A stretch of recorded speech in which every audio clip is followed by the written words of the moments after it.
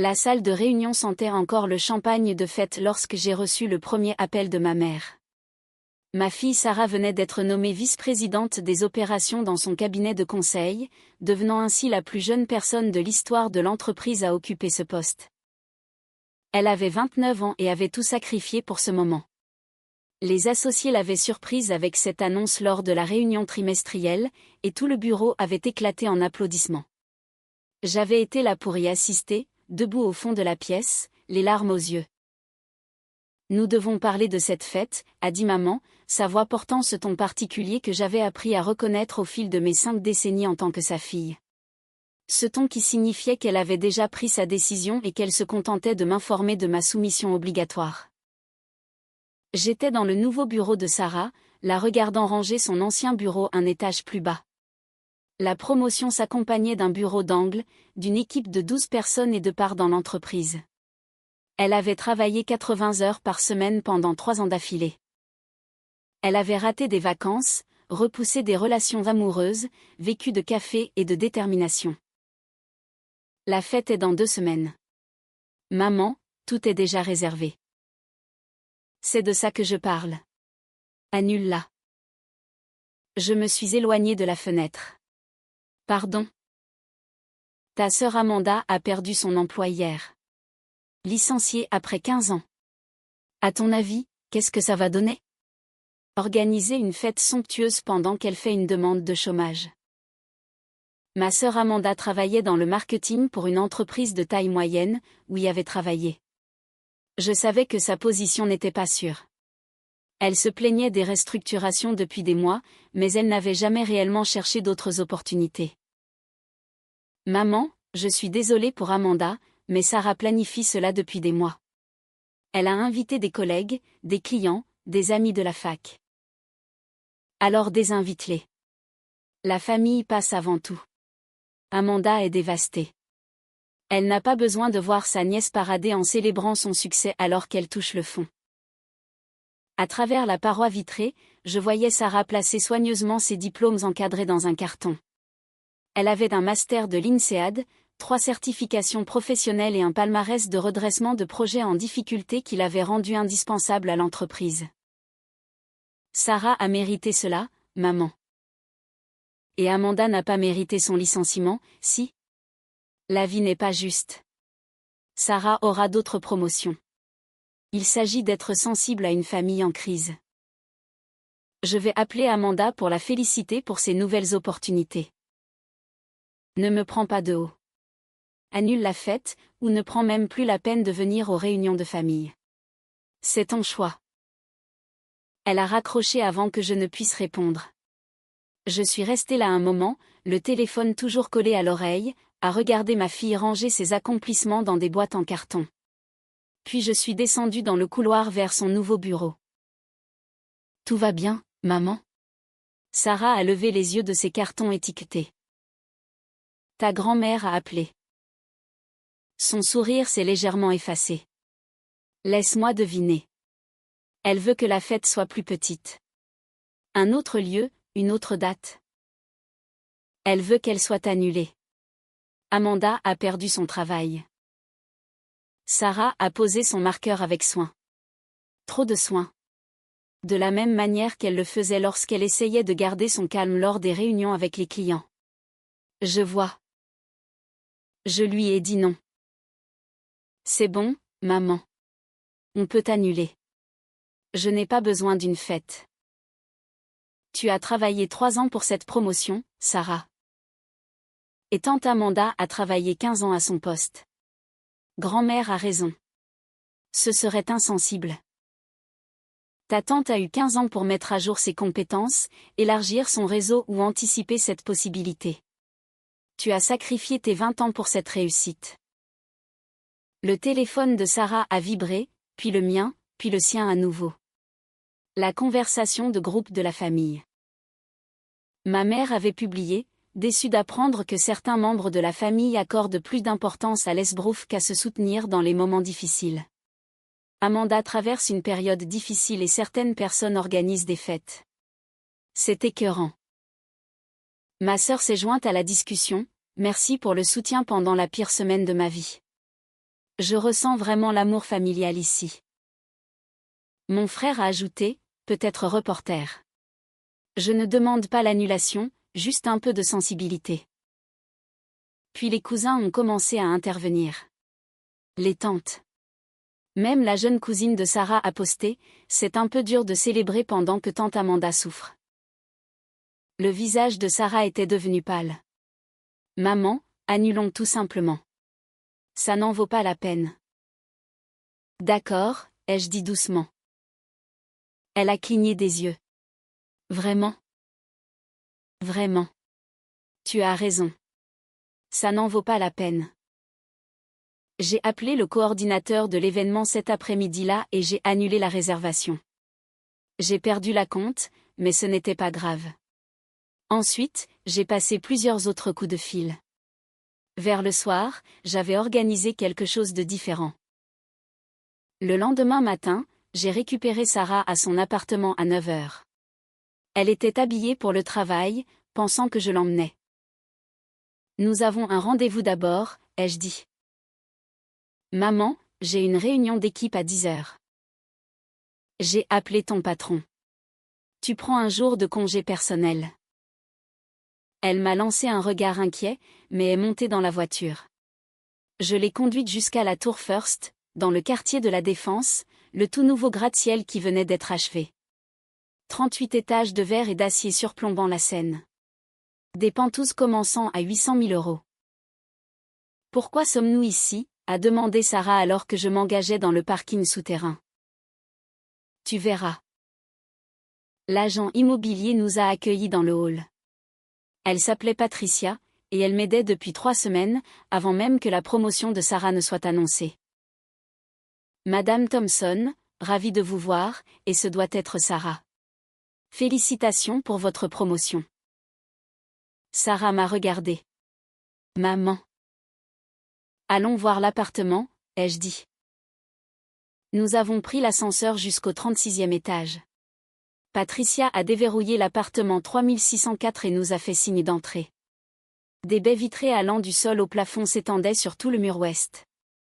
Un espace de vie décloisonné avec des parquets en chêne brillant sous la lumière de l'après-midi. Une cuisine avec des plans de travail en marbre et des appareils électroménagers professionnels, le genre de modèle que Sarah épinglait sur des tableaux d'inspiration depuis des années. 2 chambres, 2 salles de bain et demi, un balcon surplombant la Seine et la skyline parisienne avec assez d'espace pour un petit jardin et du mobilier d'extérieur. La suite parentale disposait d'un dressing plus grand que la chambre de son appartement actuel. Sarah a marché lentement à travers l'espace, passant sa main le long de l'îlot de cuisine en marbre. Elle est sortie sur le balcon et a agrippé la rambarde, regardant la ville 36 étages plus bas. Le fleuve capturait la lumière du soleil, scintillant comme des diamants éparpillés. Maman, qu'est-ce que c'est ? Ton cadeau de promotion. Puisque nous avons annulé la fête, j'ai pensé que tu méritais quelque chose de plus permanent. Patricia a souri et s'est discrètement retirée sur le balcon pour nous laisser notre intimité. C'est de la folie. Ces appartements coûtent 850 000 €. Je sais. Je paie comptant. Sarah s'est assise sur la banquette intégrée de la fenêtre, me fixant du regard. Tu ne peux pas te permettre d'acheter ça. Si, en fait.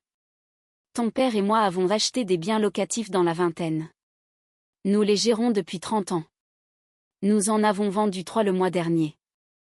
Les plus-values étaient substantielles. Tu ne m'as jamais parlé de biens locatifs. Tu n'avais pas besoin de le savoir. Nous avons vécu modestement, investi sagement et n'avons pas affiché nos avoirs. Ta grand-mère pense que je suis une cadre moyenne en difficulté qui s'en sort tout juste. Laisse-la le penser. Mais c'est beaucoup trop. Tu as travaillé 80 heures par semaine pendant 3 ans, Sarah. Tu as raté des vacances, des anniversaires, ta propre vie. Tu as décroché une promotion que la plupart des gens n'atteignent pas avant la quarantaine. Ta grand-mère a voulu t'enlever ton moment de reconnaissance parce que ta tante, qui a refusé de mettre à jour ses compétences, son réseau ou de se préparer aux évolutions de son secteur, a enfin fait face aux conséquences. Ce n'est pas du soutien familial. C'est exiger que tu te diminues pour rassurer les autres. Patricia est retournée à l'intérieur. On fait les formalités administratives?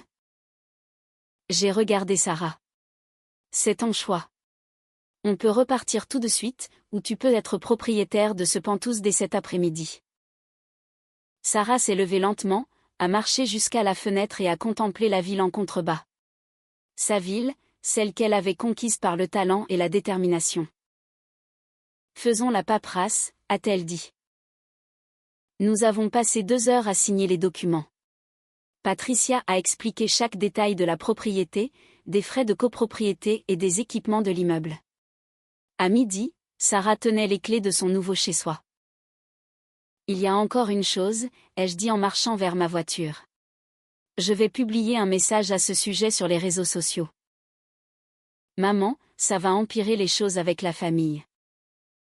Très bien. Qu'il voit ce qui se passe quand on gagne vraiment son succès au lieu d'attendre de tout le monde qu'il se rabaisse pour votre confort. Ce soir-là, j'ai publié des photos. Sarah tenant ses clés devant la tour First, le bâtiment en verre brillant derrière elle. Debout sur son balcon avec la ville en arrière-plan, le coucher de soleil peignant le ciel en orange et rose. La vue depuis la fenêtre de son salon montrant la Seine et la skyline parisienne. Un gros plan sur les actes de propriété avec son nom clairement visible. La légende disait, célébrer la promotion de directrice de ma fille de la bonne manière. Si fière de ses réussites et de ses sacrifices. Certaines personnes travaillent 80 heures par semaine pendant 3 ans pour mériter leur succès. Elles méritent chaque mètre carré de cette magnifique maison. Le travail acharné finit par payer quand on refuse de se contenter d'une médiocrité confortable. La conversation de groupe de la famille a explosé en quelques minutes. Maman, c'est écœurant. Étaler sa richesse pendant qu'Amanda souffre. Amanda, incroyable. Merci de me frotter mon chômage au visage. Mon frère, est-ce que c'était vraiment nécessaire de publier ça publiquement? Mais d'autres commentaires ont commencé à affluer également. Des collègues de Sarah la félicitant. Des amis de la faculté célébrant sa réussite. Des contacts professionnels impressionnés par son accomplissement. La publication a été partagée, puis partagée à nouveau. Dès le lendemain matin, ma mère s'est présentée chez moi. Amanda était avec elle. Mon frère David aussi. Nous devons parler de ton comportement inapproprié, a annoncé maman en me bousculant pour entrer dans mon salon. Entre, ai-je dit d'un ton sec. Les yeux d'Amanda étaient rouges. Comment as-tu pu faire ça? Je galère et tu achètes des pantouzes. J'ai acheté un Penthouse à ma fille parce qu'elle l'a mérité. Ta situation professionnelle ne change rien à sa réussite. La famille se soutient mutuellement, a dit David. C'est cruel. Sarah a travaillé 80 heures par semaine pendant 3 ans. Elle a sacrifié toutes ses années 20 pour sa carrière. Elle a gagné reconnaissance et célébration. Exiger qu'elle annule son moment parce qu'Amanda a enfin fait face aux conséquences de son incapacité à s'adapter, ce n'est pas du soutien, c'est du contrôle. Le visage de maman est devenu écarlate. Amanda a travaillé 15 ans dans cette entreprise en faisant le même travail avec les mêmes compétences pendant que le secteur évoluait autour d'elle. Sarah a constamment mis à jour ses certifications, élargi son expertise et travaillé sans relâche. C'est toute la différence. Alors, tu es riche maintenant? La voix d'Amanda suintait d'amertume. Tu avais juste 850 000 € qui traînaient? Ton père et moi avons investi dans l'immobilier locatif il y a 30 ans. Nous avons vécu en dessous de nos moyens, épargné agressivement et construit du capital. Nous avons fait des choix financiers qui ont créé des opportunités. Ce n'est pas de la chance, c'est de la planification. Et tu ne m'as jamais aidé, a exigé Amanda. Toutes ces années, tu avais de l'argent dans l'immobilier, et tu m'as regardé galérer. Tu n'as jamais demandé. Et quand je t'ai suggéré de mettre à jour tes compétences ou d'élargir ton réseau, tu as dit que tu étais bien là où tu étais. Quand j'ai mentionné des formations de développement professionnel, tu as dit que c'était une perte de temps. Quand j'ai proposé de te mettre en relation avec des gens de ton secteur, tu as dit que tu n'avais pas besoin de réseau. Le confort ne crée pas la sécurité. Amanda. Les mains de ma mère tremblaient. Tu es devenue cruelle, matérialiste. Ce n'est pas ainsi que je t'ai élevée. Je t'ai apprise à être humble, à penser aux autres d'abord. Tu m'as élevée en me faisant croire que le succès devait être caché pour éviter de mettre les autres mal à l'aise. Que la réussite devait être minimisée pour que les gens qui échouent ne se sentent pas mal. Et que les femmes en particulier devaient se faire plus petites pour ne menacer personne. J'ai élevé Sarah différemment. Je lui ai appris que le travail acharné mérite reconnaissance et que les choix des autres ne sont pas de sa responsabilité. Elle aurait pu reporter la fête, a dit David calmement. Elle aurait pu. Et ensuite ? Reporter sa prochaine fête de promotion quand quelqu'un d'autre subit un revers ? Refuser des opportunités parce qu'elle pourrait faire se sentir inadéquat les autres ? Passer sa vie à rapetisser pour que tout le monde se sente à l'aise ? Elle a mérité cela. Elle a le droit de le célébrer. La sonnette a retenti. J'ai ouvert pour trouver Sarah toujours dans ses vêtements de travail, tenant une chemise cartonnée. Grand-mère, tante Amanda, oncle David, a-t-elle dit, en passant devant eux pour aller vers la table à manger. Elle a étalé les papiers. Puisque nous sommes tous là, je devrais vous montrer ceci, les actes de propriété, le guide des équipements de l'immeuble, les informations sur le prêt montrant qu'il est payé en intégralité. Amanda a fixé les papiers. Tu as vraiment acheté ça au comptant ? Maman l'a acheté. Je signe le transfert de propriété définitif aujourd'hui à 15h. Bon, je suis au chômage. Super timing. Sarah l'a regardé directement. Tante Amanda, je suis désolée que tu aies perdu ton travail. C'est vraiment difficile.